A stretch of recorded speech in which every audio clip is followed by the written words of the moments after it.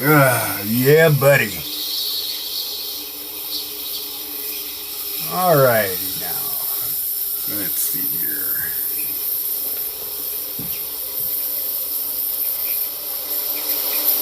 Greetings, traveler. Yes, it is very nice to see you. And what?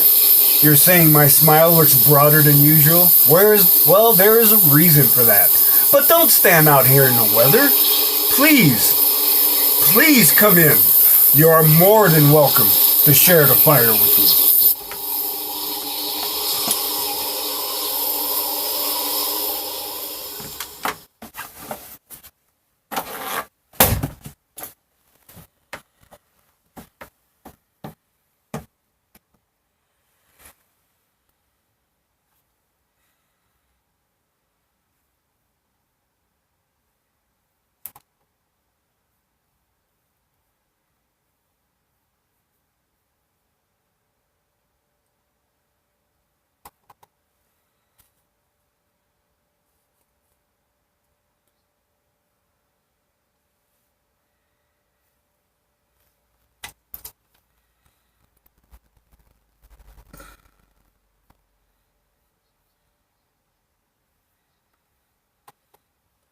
My my apologies, friends. I am not quite as set up as I thought I was. The music selection that I downloaded a while ago ended up not being what I thought it was. Let's see. Let's try this one.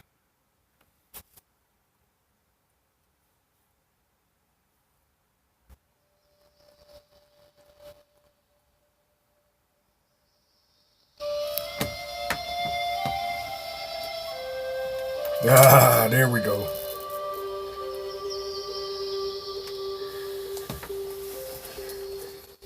So, traveler, I am in a very optimistic mood. And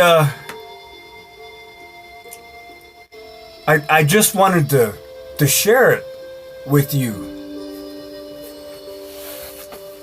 And I'm reminded of something I wrote, it was 2 years ago, back when I was drifting and unfocused, but had occasional moments of clarity. And it seemed so appropriate that I wanted to share this with you. Now, I remember from back in the day, those nebulous days of drifting in the void, rudderless with no focus. And recently divorced. And actually, a little before I was divorced, my ex-wife made my first robe for me. Because the robes you could buy in the store were too short and would not keep me warm. This first one was almost floor length. And, let's see. Okay, it says here in my notes that, back then, it had been 4 years since I started wearing it. And I remember that I would at first just wear it. I'd run into the store, the local convenience store to buy something. And it was like a matter of convenience. It wasn't showing off. But I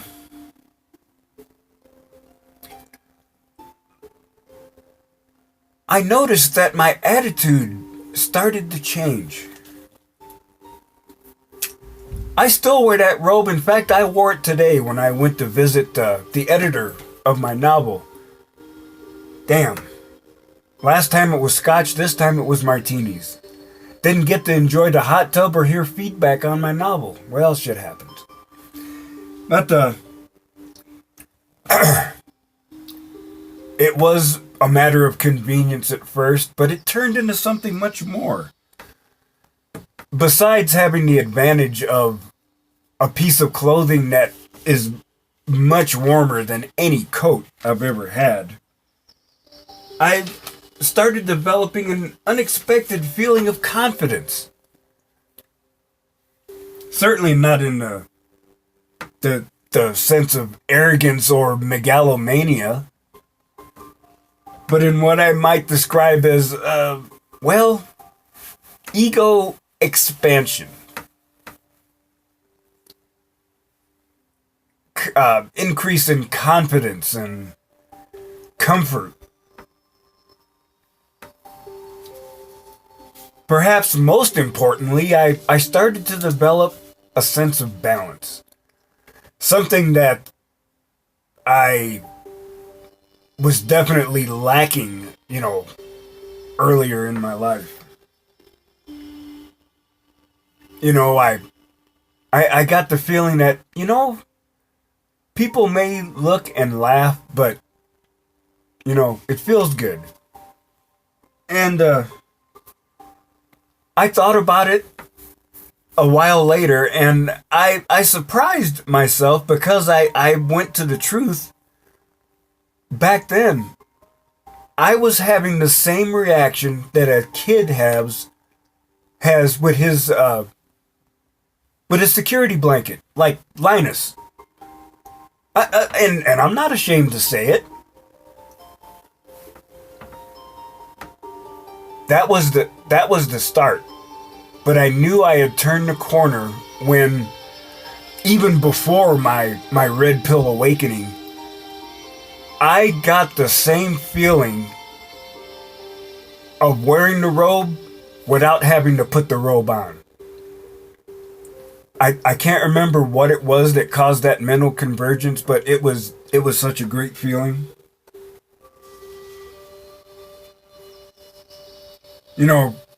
And it's not a psychological aberration, and it's not, an imbalance from excessive use of recreational narcotics. And it's not the result of brain trauma. Sorry. What little brains I have are still inside my skull.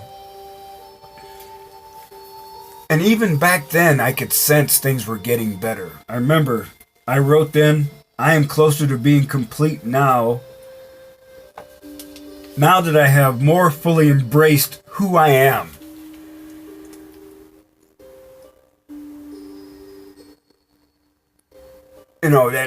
Looking at this, time capsule deal, and it's like, damn, that's the way I feel today. I approach each day with enthusiasm rather than dread. Confidence has replaced apprehension. Serenity has overwhelmed anxiety. I'm no longer a bundle of neurotic impulses. I approach every day with optimism because I'm glad I have a day to do something.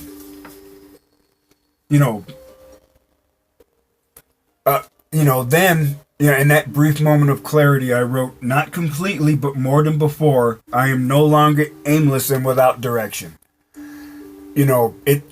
I still had a long way to go, and I had no idea how far that journey was going to be. But even then, just for moments, I was balanced and focused. You're saying all this from wearing a robe in public? That's amazing.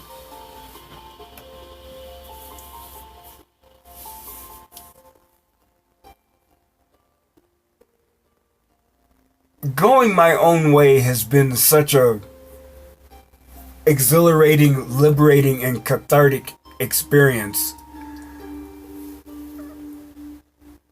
And especially where I am now,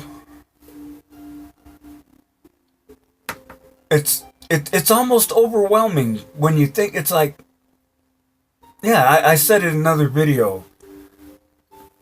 About this time last year, I was jammed into the back of my Jeep, a good 20 miles from where I work, because that was a place where I could park and be safe. And I had one extension cord that ran an electric blanket, and I treated myself during Christmas break that last year. I dug out my Xbox and I bought a couple of new games for it. Well, new to me, games for it, and a little TV. And I played my Xbox. Of course, I only did it for a few hours and then I didn't do it anymore. But, but it was like, ugh. Back then, that was what made me happy, temporarily. But now there's much more to my life. And I know the journey is not over. The learning experiences are not over. The increase in my serenity is not over. It's not over now. It's not going to be over after this body dies. Because the rest of me is going to be on the other side of the veil, still learning and growing. So, sometimes when I'm sort of in a creative mood, but it's unfocused, I look through my picture archive. I don't know what the number is right now. I'm thinking it might be close to 16,000 pictures. I mean, virtually every picture that I saved from the beginning of my time on Facebook is on 2 laptops and the memory card in my phone. That's where I'm getting all these pictures from to share with you.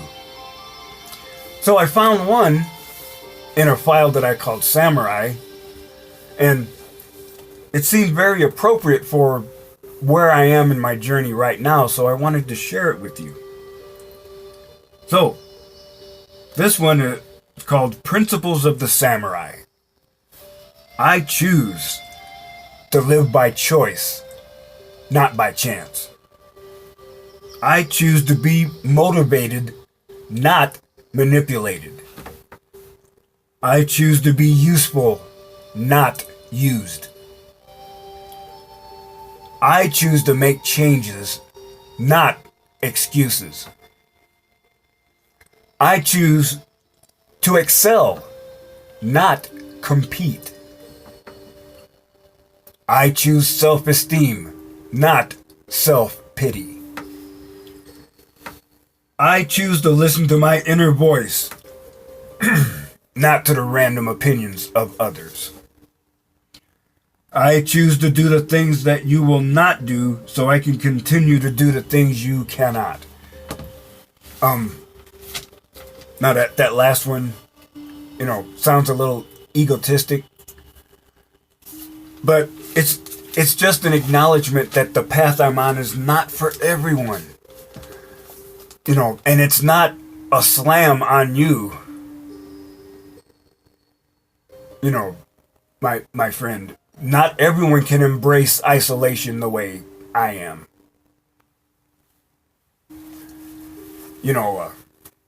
Remember, you can die at any time, but living takes true courage.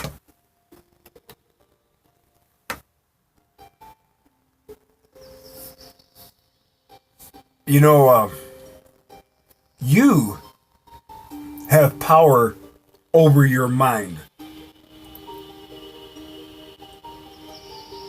not outside events. Realize this and you'll find true strength. That's from one of my Stoic guides, Marcus Aurelius. And it's reflected in a modern saying, life is 10% what happens to you and 90% how you react to it.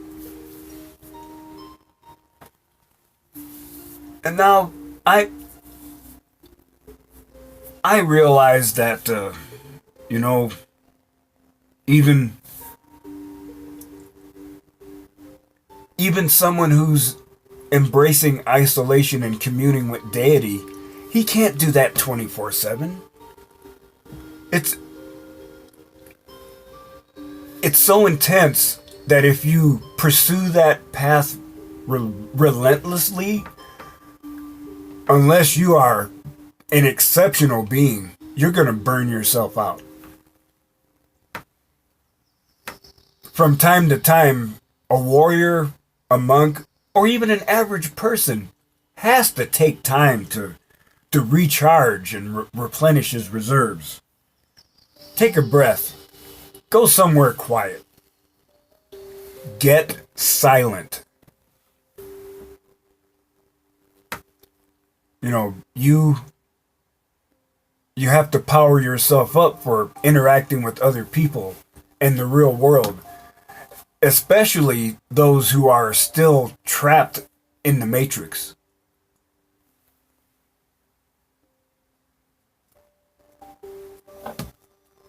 Because a warrior's heart is only as full as his spirit is quiet.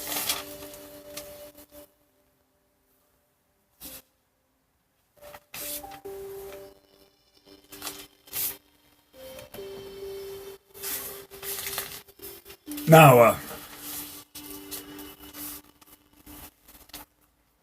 I want to emphasize that I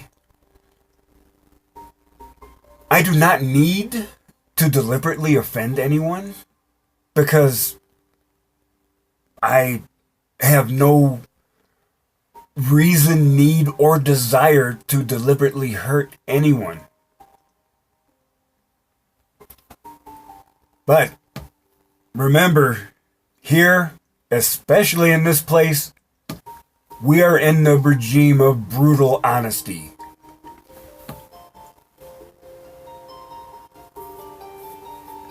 With that said, I would like to share with you what is printed in the About section of my YouTube channel, my Declaration of Principles. It's revised and updated, so I wanted to share it with you. I am Sifu Black Irish. I am a man who is charting his own course. I make the choice to walk a path of solitude and reflection. I do not need the validation of anyone to be fulfilled in my life. I choose to deal with the pain of loneliness, something I can control, rather than being subject to pain induced by hypergamy and other aspects of female nature, something I cannot control. I walk on a path towards radical self-actualization. The only person I need to be better than tomorrow is the person I am today. I choose to walk in the wilderness, to reach those places rarely seen by man, ready to commune with the infinite and draw wisdom from that bondage. I am one voice, though there are many of us, men going their own way. I am a monk in exile. I am awake, unafraid, unbreakable. I am Sifu Black Irish.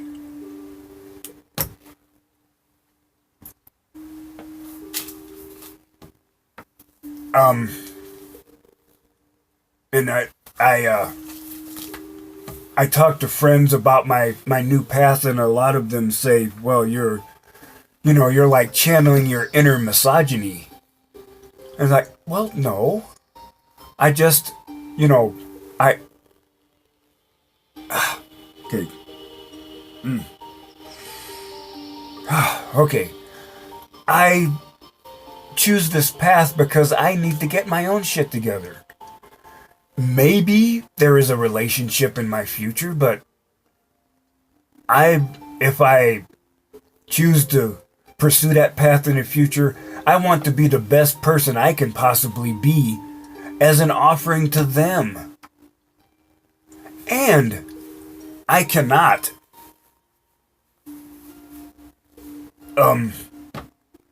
present myself to another person if I'm as fucked up as a football bat. So believe me, I have no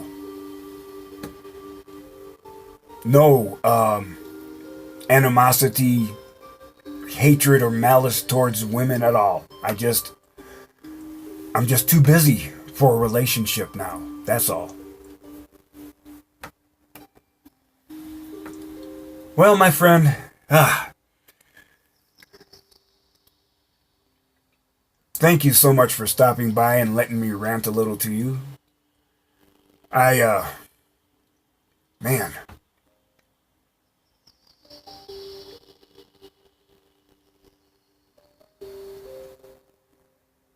you know,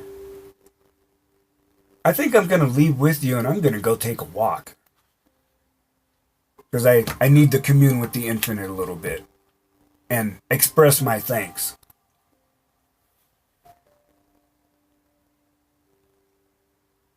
You know, I wake up every day happy because I woke up. And I'm making the very best of every day because I don't know how many I have left. I'm going to enjoy the hell out of every moment that I still have on this earth.